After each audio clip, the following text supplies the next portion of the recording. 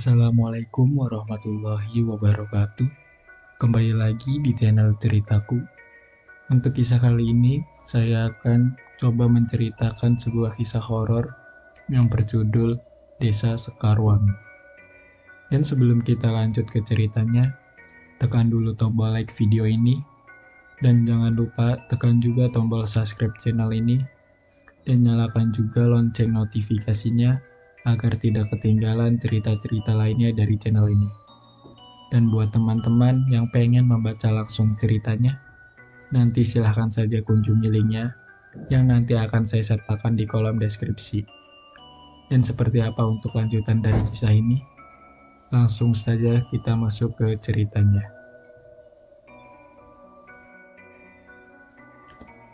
Desa Sekarwangi, Rumah Hantu Pojok Wetan, April 1988, 23:15 WIB.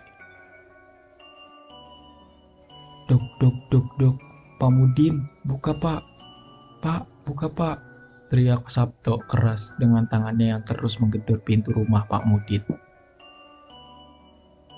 Mendengar suara gedoran pintu, Pak Mudin yang sebelumnya tertidur pulas, waktu itu seketika terbangun dan berlari ke arah pintu utama rumahnya dengan langkah kaki yang tergesa-gesa.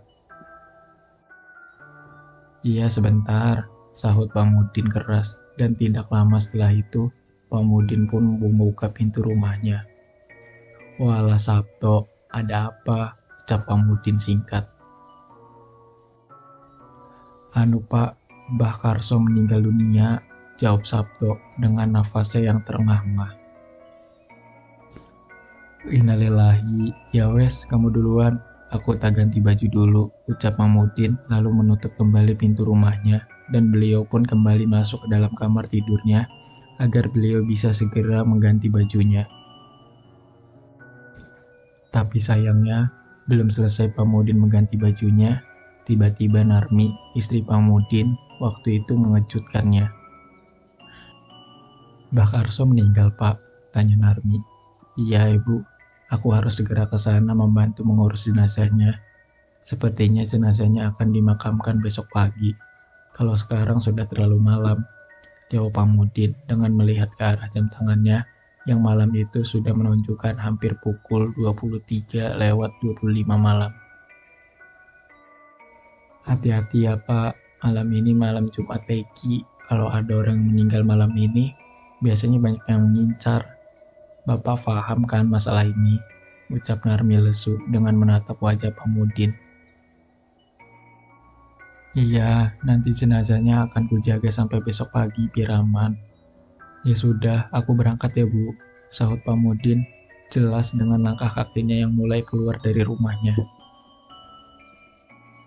Sepanjang perjalanan ke rumah Mbah Karso, perasaan Pamudin yang sebelumnya biasa-biasa saja ketika hendak menangani jenazah, waktu itu tiba-tiba berubah menjadi tidak nyaman, karena asal kalian tahu, sepanjang perjalanan Pak Mudin seperti sedang diikuti oleh seseorang. "Waduh, ada yang ngikutin deh rasanya," pikir Pak Mudin dengan terus melangkahkan kakinya dengan sesekali menolehkan kepalanya. Hingga akhirnya, perasaan Pak Mudin pun semakin kacau. Ketika belum sampai Pak Mudin di rumah Mbah Karso, Pak Mudin tiba-tiba berpapasan dengan orang tua yang setelah dilihat dengan lebih teliti lagi, orang tua tersebut tidak lain dan tidak bukan adalah Mbah Karso itu sendiri. Malam itu, Mbah Karso benar-benar berjalan berpapasan dengan Pak Mudin dengan tatapan matanya yang sayu, ditambah senyuman di bibirnya yang terlihat pilu. Mengetahui hal itu, Pak Mudin pun seketika menundukkan kepalanya dengan seketika. Mempercepat langkah kakinya karena beliau pun tahu jika Mbah Karso sudah meninggal dunia. "Astagfirullahaladzim, itu tadi Mbah Karso," ucap Pak Mudin dalam hati dengan langkah kakinya yang terus berjalan tidak berhenti. Dan dengan terus berdoa sepanjang jalan, akhirnya Pak Mudin pun sampai di rumah Mbah Karso yang dimana malam itu keadaan rumah Mbah Karso bisa dikatakan cukup sepi daripada umumnya. Jika biasanya ketika ada orang yang meninggal, semua warga berkumpul, malam itu di rumah Pak Karso hanya ada 8 orang warga saja yang terlihat duduk di samping jenazah Mbah Karso yang sudah terbujur kaku. Loh, kemana semua? Kok cuma 8 orang yang datang? Tanya Pak Mudin jelas. Anu Pak, anu. Tadi semua warga sudah aku gendor pintunya, tapi nggak ada yang mau bukain. Ucap Sabto dengan nada bicara yang sedikit lebih pelan. Ya Allah, kasihan Mbah Karso. Sudah tidak punya siapa-siapa. Sekarang para warga juga tidak mau mendekat. Ucap Pak Mudin pelan. Tapi anehnya, belum selesai Pak Mudin memandangi wajah jenazah Mbah Karso, jenazah yang sebelumnya berbujur kaku, malam itu tiba-tiba terlihat bergerak-gerak dengan sendirinya. Dan tidak hanya itu, seiring dengan bergeraknya jenazah Mbah Karso, malam itu di rumah tersebut tiba-tiba tercium aroma bunga sedap malam yang seperti sedang melintas. Mengetahui semua itu, Pak Mudin pun mencoba bersikap tenang dengan meyakinkan kepada semua orang jika Mbah Karso sudah meninggal. Meskipun Mbah Karso pun tahu, semua warga yang ada di rumah tersebut ketakutan dan mencoba berlari keluar dari rumah Mbah Karso. Ya Allah, ya Allah, ya Allah. Kenapa ini kok bergerak, Pak? Mbah Karso. Ya Allah, Mbah Karso, teriak semua warga dengan mulai berhamburan satu persatu. Tetap tenang ya Pak, Bu, Mbah Karso sudah meninggal. Mungkin yang membuatnya bergerak adalah jin. Sudah, ayo kita duduk saja. Kita doakan Mbah Karso sama-sama. Ajak Pak Mudin sambil mulai memegangi jenazah Mbah Karso dengan terus berdoa agar jenazahnya tenang dan dijauhkan dari gangguan makhluk tak kasat mata.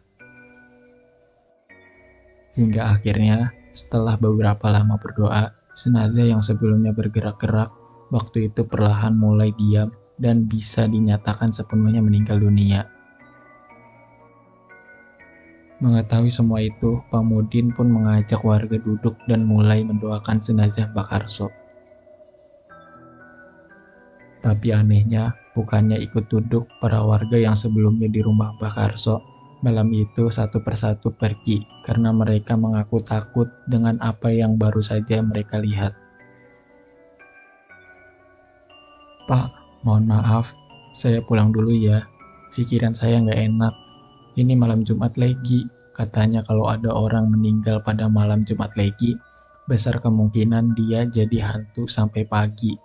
Dan itu tadi aku juga lihat jenazah Mbah Karso bergerak beberapa kali. Sudah ya Pak, mohon maaf saya pergi dulu. Besok pagi saja saya kembali ketika jenazah ini sudah siap diberangkatkan, ucap salah satu warga yang selanjutnya diikuti oleh warga lainnya. Dan puncaknya, malam itu hanya tersisa 3 orang saja yang termasuk Pak Mudin yang duduk dan mendoakan Mbah Karso. Ketiga orang tersebut adalah Pak Mudin, Sabto, dan Ganjar. Dan dengan tidak memperdulikan semua itu, akhirnya Pak Mudin pun memulai memimpin doa dan melakukan acara tahlilan dan sebagainya seperti pada umumnya. Tapi anehnya, belum lama Pak Mudin berdoa, tiba-tiba Pak Mudin dan kedua orang lainnya mencium aroma tidak sedap yang bersumber dari tubuh Mbah Karso. Dan tidak hanya itu, kain kafan yang sebelumnya putih bersih, waktu itu tiba-tiba memerah darah di bagian pinggang samping. Kaki dan pundak Mbah Karso yang mendadak jika jenazah Mbah Karso sedang terluka. Loh, kok ada bercak darah, Pak? Bagaimana ini? Teriak Sabto. Ya Allah, ayo cepat kita ganti dengan kain kafan yang baru, sahut Pak Mudin. Kain kafannya habis, Pak. Tadi mau beli keluar desa sudah tutup semua. Stok desa habis. Lagian ini sudah dini hari, Pak. Gak ada lagi kain kafan bersih. Bagaimana ini? Jawab Ganjar jelas. Dan tidak kehabisan akal, akhirnya Pak Mudin pun seketika membalut jenazah Mbah Karso dengan spray yang ditemukan di rumah Mbah Karso agar tubuhnya bisa sedikit lebih bersih dari noda darah yang waktu itu keluar sudah semakin banyak saja. Dan disitulah ketika Pamudin masih sibuk mengganti kain kafan dengan spray, tiba-tiba pandangan Pamudin mengarah ke arah salah satu sudut ruangan rumah Mbah Karso. Yang ternyata di situ ada sesosok pocong yang terlihat cukup tinggi, hampir menyentuh plafon rumah. Dan tidak hanya pocong, di sudut lain, Sabto dan Ganjar juga melihat sosok Gundurwo hingga sosok orang tua yang terlihat sedang memperhatikan jenazah Mbah Karso. Mengetahui semua itu, Sabto dan Ganjar pun seketika berlari menyelamatkan diri dengan jenazah Mbah Karso yang ditinggalkan begitu saja.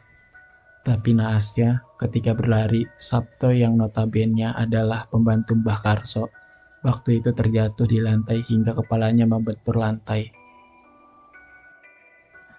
Yang anehnya, saat itu, Sabto pun seketika meninggal dunia. Menurut versi lain, kematian Sabto bisa dibilang kurang wajar. Ada yang bilang kematian Sabto ada campur tangan makhluk halus, dan ada juga yang bilang jika kematian Sabto dijadikan tumbal oleh Mbah Karso itu sendiri. Mengetahui semua itu, Pamudin pun masih menguatkan diri sambil berteriak-teriak mengusir sosok setan tersebut, yang waktu itu hanya diam tidak bergerak. "Pergi kamu, pergi!" teriak Pamudin keras.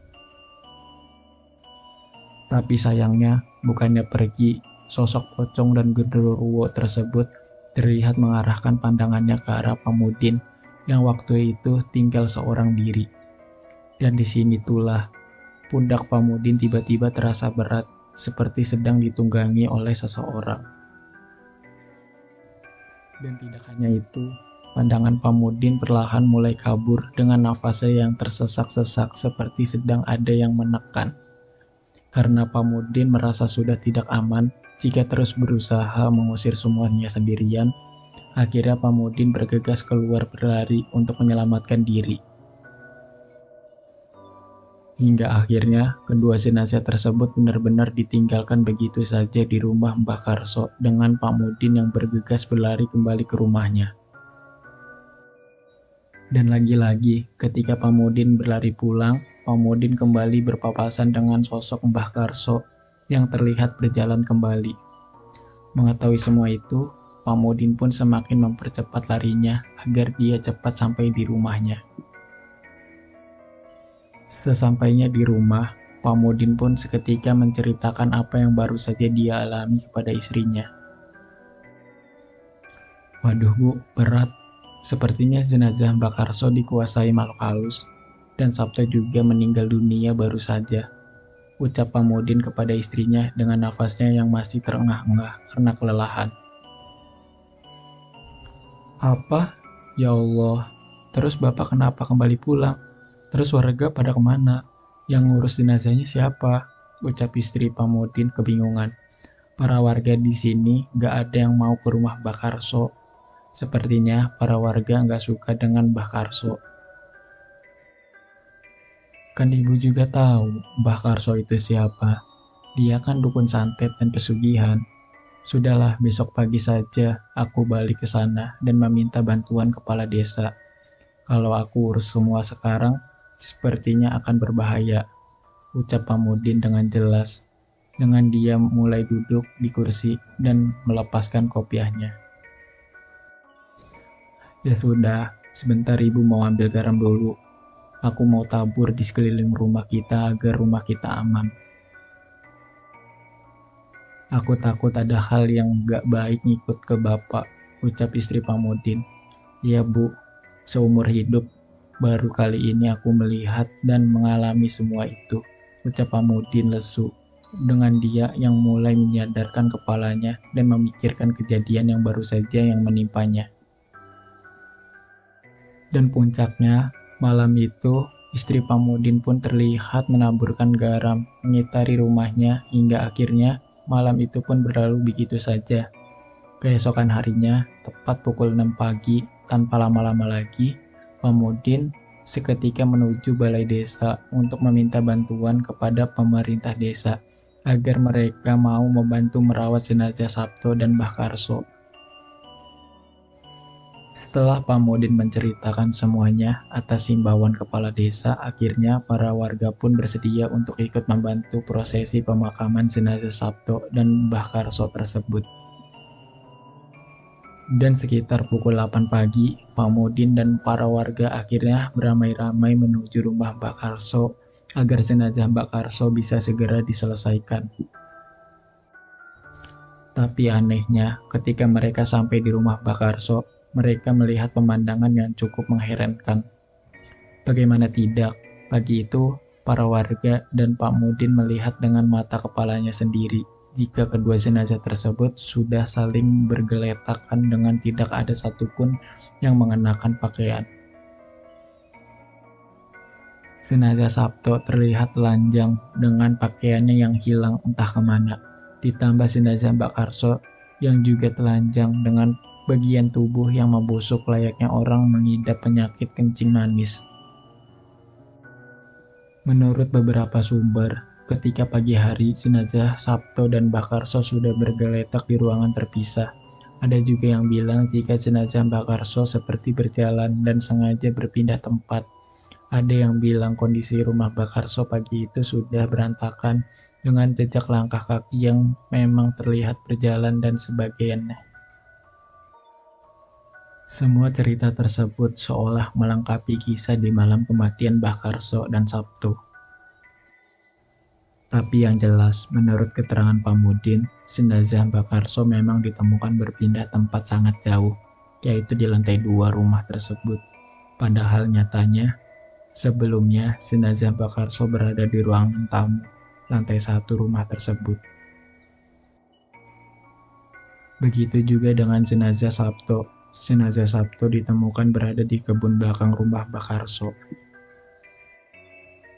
Mengetahui semua itu, para warga pun mulai membantu mengurus jenazah Mbak Karso dan Sabto yang akhirnya sekitar tengah hari, kedua jenazah tersebut berhasil dimakamkan sebagaimana mestinya. Singkat cerita, sejak saat itu, rumah Mbak Karso bisa dikatakan seketika sepi dengan tidak ada satupun yang berani menempati. Sudah beberapa kali pihak desa mencoba menghubungi saudara Mbah Karso, tapi semuanya seolah tidak mau peduli dengan rumah Mbah Karso yang waktu itu sudah semakin terlihat seram menjadi-jadi. Kesaksian para warga yang mengaku seringkali melihat aktivitas di rumah Mbah Karso juga seolah melengkapi dan membuat rumah Mbah Karso benar-benar menjadi salah satu rumah yang paling dijauhi oleh warga sekitar. Para tetangga terdekat Mbah Karso pun waktu itu berbondong-bondong pindah menjauh karena mereka mengaku selalu mendengar suara-suara aneh yang berasal dari rumah Mbah Karso. Dan singkat cerita, akhirnya waktu pun berlalu begitu saja. Beberapa tahun kemudian, Januari jam 10 WIB. Rumah besar itu, rumah siapa sih mas? Kok jam segini lampu rumahnya masih menyala semua? Tanya Gunawan yang waktu itu mendapat jatah ronda sekeliling kampung bersama Mas Guntur. Hus, sudah biarkan saja. Itu rumah Mbah Karso. Dari dulu memang seperti itu. Dari luar kelihatannya berpenghuni. Padahal nyatanya di rumah itu nggak ada satupun penghuninya. Jawab Mas Guntur dengan menyeret tangan Gunawan agar tidak terus memperhatikan rumah Mbah Karso. Tapi sayangnya, belum cukup jauh Gunawan dan Mas Guntur melangkah pergi. Tiba-tiba mereka dikejutkan dengan adanya suara teriakan yang terdengar jelas dari arah rumah Mbah Karso. Tolong, tolong, tolong. Mendengar hal itu, tentu saja Gunawan dan Mas Guntur seketika terdiam dengan telinganya yang terus mendengarkan suara teriakan tersebut. Ada suara orang minta tolong mas. Aduh bagaimana ini? Ayo kita lihat mas, ajak Gunawan tegas. Sudah, jangan dihiraukan, ayo pergi saja, jawab Mas Guntur. Karena Gunawan tidak mau membantah ucapan Mas Guntur, akhirnya Gunawan pun mengikuti ucapan Mas Guntur untuk tidak menghiraukan suara teriakan tersebut dan memilih untuk pergi. keesokan harinya. Pagi itu seperti biasanya, setelah sarapan dan sebagainya, Gunawan telah bersiap untuk berangkat kerja meski matanya masih mengantuk karena semalam dia ronda sampai larut malam. Hati-hati lo mas, matamu masih merah banget tuh. Kalau masih ngantuk, jangan masuk kerja dulu deh. Kamu istirahat saja, ucap Lilik, istri Gunawan. Gak apa-apa dek. Oh iya dek, aku mau cerita ini. Kemarin malam pas aku ronda, aku dengar suara teriakan dari rumah salah satu warga loh. Tapi anehnya, sama Mas Guntur bukannya dicek, aku malah disuruh pergi, ucap Gunawan memulai obrolan. Teriakan bagaimana mas? Tanya Mbak Lilik. Iya, teriakan minta tolong dek, jelas banget loh. Arahnya dari rumah besar yang ada di ujung jalan. Kalau kata Mas Guntur sih rumah itu kosong, padahal nyatanya tadi malam aku lihat lampu di rumah itu jelas-jelas menyala semua. Terang Gunawan jelas. Kok aneh ya mas? Ah sudahlah, kita kan pendatang baru di desa ini. Mending kita diam sajalah kalau ada yang aneh. Toh kita nggak tahu apa-apa lah tentang desa ini, jawab Balilik dengan mulai memasukkan satu persatu bekal Gunawan ke dalam tasnya.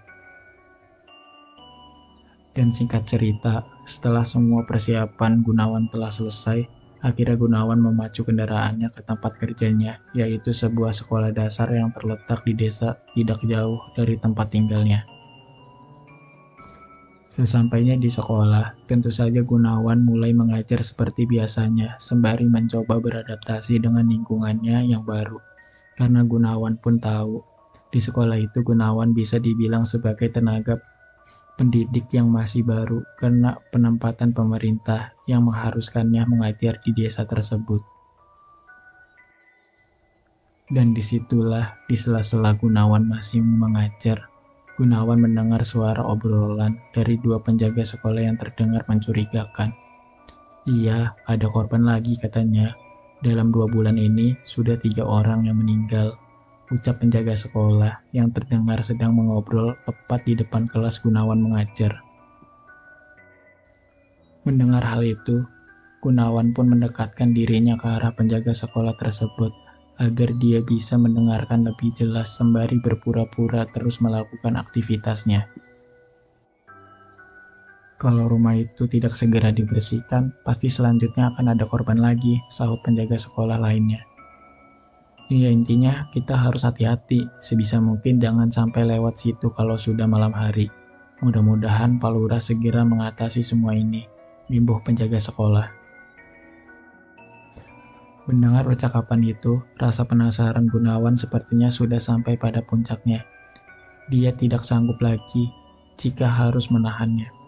Dan tanpa lama-lama lagi, waktu itu Gunawan segera keluar dari kelas dan menghampiri kedua penjaga sekolah yang waktu itu memang masih duduk di depan area kelas tersebut. Oh iya pak, Bapak namanya Pak Gunawan ya? Guru baru dari kota. Perkenalkan, saya Raziman pak, dan ini Biryo, kami penjaga sekolah sekaligus tukang kebunnya, sahut penjaga sekolah tersebut yang terlihat menyambut. Iya pak, hehe, salam kenal ya pak. Iya pak, saya guru baru, masih 3 bulanan ngajar di sekolah ini. Saya kebetulan dapat penempatan ngajar di sekolah ini, jawab Gunawan basa-basi, dengan dia mulai ikut duduk bersama kedua penjaga sekolah tersebut. Terus sekarang tinggalnya di mana pak? Tanya Pak Wiryo. Saya dapat kontrakan di desa Sekarwangi pak, desa sebelah tidak jauh dari desa ini. Pengennya sih sebelumnya cari kontrakan di desa ini saja biar dekat kalau ngajar. Tapi nggak dapat ya pak. Saya dapatnya di Sekarwangi. Ya sudahlah, nggak apa-apa. Daripada nggak dapat kontrakan kan, malah repot. Tapi enak kok, warga Sekarwangi ramah-ramah. Belum lama saya tinggal di sana, saya sudah aktif ikut kegiatan desa pak, seperti ronda malam dan sebagainya. Ya mudah-mudahan saya betah di sana pak, hehe, terang Gunawan menjelaskan. Betul pak, harus betah dong, kan bapak di sekolah ini sepertinya lama, jadi harus beradaptasi, Tapi tenang saja, warga yang tinggal di sekitar sini semuanya ramah kok Pak, hehehe, sahut Rajiman. Dan singkat cerita, setelah lama berbasa-basi ke sana kemari, akhirnya Gunawan pun menyinggung obrolan yang sempat dia dengar sebelumnya. Pak, mohon maaf nih ya, tadi aku dengar obrolan Bapak tentang korban-korban itu ya Pak ya, tanya Gunawan serius. Mendengar pertanyaan Gunawan, kedua penjaga sekolah tersebut seketika diam. Wajahnya memerah dengan tatapan mata yang menatap satu sama lain seolah mereka kaget jika obrolan mereka sebelumnya ternyata terdengar oleh Gunawan. Dan karena kedua penjaga sekolah tersebut merasa jika sudah telanjur terdengar, akhirnya mereka pun bersedia menceritakan walau hanya sedikit. Yang kami ceritakan tadi itu tentang rumah bakar Pak, ucap Wiryo pelan. Hah? Rumah Bakarso yang ada di desa Sekarwangi, sahut Gunawan kaget. Shh, jangan keras-keras Pak. Kalau ada yang tahu kita sedang membicarakan rumah itu, nanti ditegur Pak Mali, Imbuh Rajiman mengingatkan. Benar Pak, rumah Bakarso yang kita maksud memang terletak di Sekarwangi. Bahkan sepertinya setiap hari jika Bapak pulang pergi sekolah ini pasti juga melewatinya, terang Rajiman. Ada apa Pak dengan rumah Bakarso? Kan rumah itu rumah kosong kan? Jawab Gunawan. Jadi begini, Bakarso bisa dikatakan sebagai sejarah kelam desa Sekarwangi Pak. Sebenarnya, dulu semasa hidupnya, Mbah Karso dianggap sebagai dukun hebat desa Sekarwangi dan desa sekitarnya, termasuk desa ini. Banyak warga yang sering berkunjung ke rumah Mbah Karso untuk berobat menyembuhkan penyakitnya seperti santet, guna-guna, dan lain sebagainya, ucap Wiryo mulai cerita. Namun sayangnya, ketika Mbah Karso jatuh sakit, semua anaknya tidak mau mendekat dan menolongnya. Rumor yang beredar, semua itu dilakukan anak-anaknya karena mereka sakit hati dengan Mbah Karso. Ada juga yang bilang karena rebutan harta warisan dan sebagainya. Ya meski kami tidak tahu pastinya, tapi kabar yang beredar memang seperti itu, imbuh Rajiman. Tapi kalau memang anak Mbah Karso berebut harta warisan, harusnya rumah Mbah Karso sekarang nggak kosong seperti itu kan Pak? Pasti ada yang menempati, sahut Gunawan menanyakan. Nah itulah masalahnya Pak. Kring. Belum selesai mereka berbicara, tiba-tiba bel sekolah berbunyi keras menandakan jika waktu itu jam sudah menunjukkan pukul 12 siang, yang artinya semua murid harus segera dipulangkan. Mendengar hal itu, tentu saja obrolan Gunawan dengan kedua penjaga sekolah pun terhenti. Kedua penjaga sekolah pun bergegas pergi dengan sedikit memberikan pesan kepada Gunawan agar dia tetap berhati-hati jika melewati area rumah Bakarso di malam ataupun siang hari. Sudah ya Pak, kapan-kapan kita sambung lagi. Yang penting jika lewat rumah Bakarso hati-hati. Jangan menoleh dan jangan hiraukan jika ada apapun. Soalnya sudah banyak korban, ucap Wiryo dengan langkah kaki yang mulai menjauh pergi mengetahui semua itu. Gunawan pun hanya diam dengan kembali melakukan aktivitasnya dan mencoba melupakan semuanya. 6.30 WIB. Pekerjaan yang sedang banyak-banyaknya membuat Gunawan waktu itu pulang telat, tidak seperti biasanya, bahkan hingga pukul 5 lebih. Gunawan terlihat baru saja selesai dan mengunci pintu kantor sekolahnya. Namun anehnya, ketika baru saja keluar dari area sekolahnya, pandangan Gunawan tiba-tiba teralihkan dengan adanya kakek tua yang terlihat sedang duduk menatapnya. Kakek tua tersebut berada tidak jauh dari tempatnya, dengan baju khas Jawa yang dikenakannya. Mengetahui hal itu, Gunawan pun melontarkan senyumannya dengan mencoba segera bergegas pulang ke rumahnya karena dia pun tahu, selain waktu sudah menjelang malam, Gunawan terus memikirkan istrinya yang sendirian di rumah menunggunya. Dan singkat cerita, Gunawan pun segera menyalakan motornya dan segera meninggalkan sekolahnya. Tapi anehnya, belum lama Gunawan pergi meninggalkan area sekolahnya, tiba-tiba Gunawan diberhentikan oleh nenek-nenek tua yang terlihat ingin menumpang kendaraannya. "Nak, numpang boleh," ucap nenek-nenek tersebut pelan. Dan tanpa pikir panjang, Gunawan pun mempersilahkan nenek-nenek tersebut untuk naik ke atas kendaraannya. "Mau kemana, Nek?" ucap Gunawan dengan mulai menjalankan kendaraannya.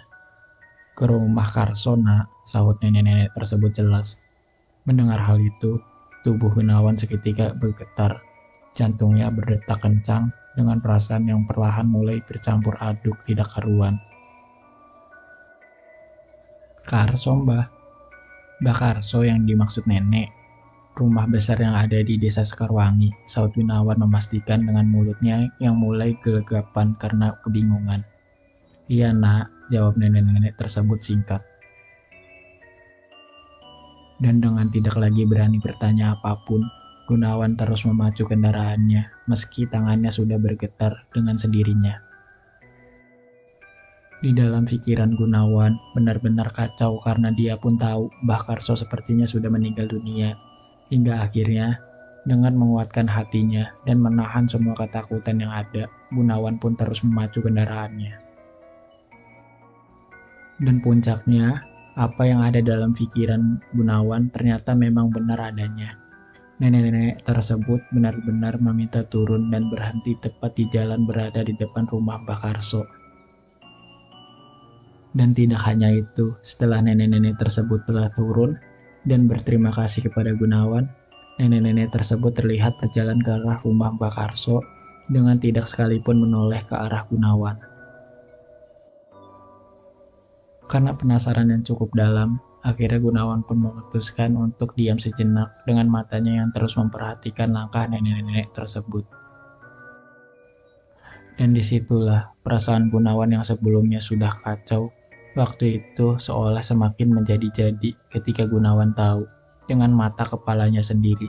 Gunawan melihat nenek-nenek tersebut terlihat dibukakan pintu oleh seorang kakek-kakek tua yang memakai baju khas Jawa yang sepertinya Gunawan sudah melihat sebelumnya ketika dia baru saja keluar dari area sekolahnya. "Loh, itu kan kakek-kakek tadi," ucap Gunawan kaget. Di situ, karena Gunawan tidak mau berlama-lama lagi, akhirnya Gunawan pun segera melanjutkan perjalanannya dengan pikiran yang sudah mulai kemana-mana. Sesampainya di rumah, Gunawan hanya diam dan terus memikirkan kejadian yang baru saja menimpanya.